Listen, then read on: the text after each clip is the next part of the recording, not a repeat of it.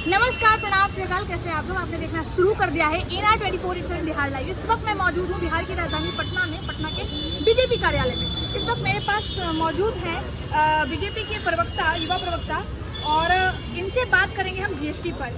Sir, अभी GST जो है किसी वस्तु पे 28% लग रही थी तो उस पर 18 कर दिया गया है। रोटी दूध वगैरह पर 5% जीएसटी लगता था, उसको शून्य कर दिया गया है। दवाइयों पर से जो जीएसटी थी 33 दवाइयाँ, जिसमें 3 दवाइयाँ ऐसी है कैंसर की, जिस पर जो है जीएसटी शून्य कर दिया गया है। इस पर आप क्या कहिएगा? देखिए, आम लोगों को तो फायदा होना ही चाहिए। जब सरकार जनता की होती है वो जनता के लिए सोचती है, जनता के लिए काम करती है। हमारी सरकारों ने लगातार, जब कभी भी हमारी सरकार रही, हमने लोगों के लिए पहले फ्रेमवर्क तैयार किया।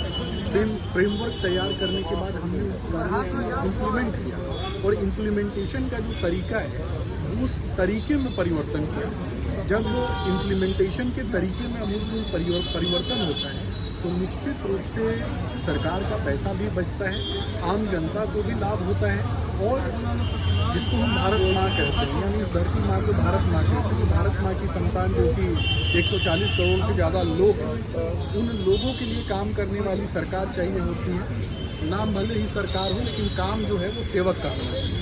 तो प्रधानमंत्री नरेंद्र मोदी जी ने सेवक के रूप में काम किया है। अब सोचिए कि बीमारियाँ जिस प्रकार से बढ़ रही हैं उसको तो नहीं रोका जा सकता, लेकिन उसमें जो हम दैनिक दिनचर्या में जो हमारा लाइफ स्टाइल है, लाइफ स्टाइल में परिवर्तन करने के लिए प्रधानमंत्री नरेंद्र मोदी जी ने किस तरीके से, आपने देखा कि योग दिवस मनाना प्रारंभ किया, और पूरे देश को ही नहीं पूरे दुनिया को योग दिवस के साथ जोड़ दिया। तो हम छोटे छोटे परिवर्तनों में बड़ी बड़ी चीज़ों को परिवर्तित कर देते हैं। जब दवाइयों पर से टैक्स लगा तो आम जनता को लाभ पहुँचा। आपने देखा कि आयुष्मान भारत योजना के तहत हमने लोगों को लाभान्वित किया। एक परिवार में कोई व्यक्ति जिसकी मृत्यु ना हो और वो हेल्दी रहे, एक परिवार का कोई व्यक्ति अपने परिवार के किसी सदस्य को खोए नहीं, तो इस प्रकार की चीज़ें ना कहीं मुझे लगता है इसके लिए हम प्रतिबद्धता से काम करते हैं। जी ने ये कहा, माननीय वित्त मंत्री ने ये कहा कि हम मिडिल क्लास फैमिली को देखकर, क्योंकि उनकी जो आर्थिक स्थिति है वो प्रॉपर सही नहीं हो पा रही है, तो हमने जीएसटी पे काम करना शुरू किया। शून्य तक पे वो गई, लेकिन लग्जरी जो गुड्स है उस पर जो है 40%, सिगरेट जो आजकल के युवा को बहुत ज़्यादा पीते हैं, उस पर 40% का टैक्स लग गया, जीएसटी लग गया। देखिए, smoking is definitely injurious for health, ये मेरा मानना है। और सभी युवाओं को भी इस बात को समझना है।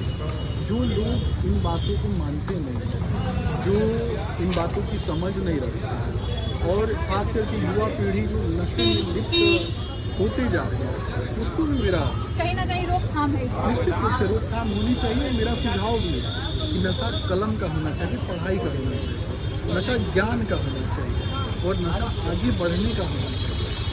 ये जुनून होना चाहिए, ना कि नशा सिगरेट, चरस, अफीम का होना चाहिए।